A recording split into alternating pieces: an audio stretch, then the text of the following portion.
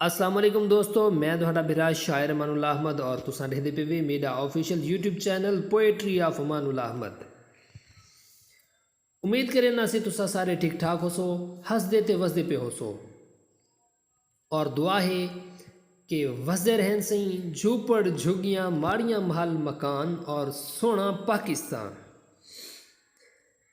دوستو تساں جان دے وے کہ ماہ رمضان المبارک دے آخری جہاڑن آخری روزن سے ہی حوالے دے نال میں ایک قطع لکھے غور کرتے سماعت فرمے سو۔ یارو ساتھ ساڈا چھڑیندا پے،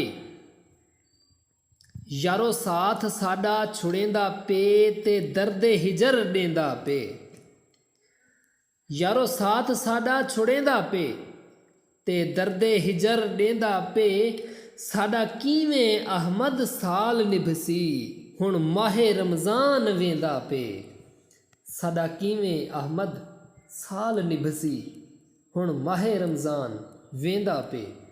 ویڈیو واچ کرن دا بہت شکریہ جناب، ملسوں اگلی ویڈیو دی وساطت دے نال، ہوں ویلے تک رب رکھا تے اللہ بیلی۔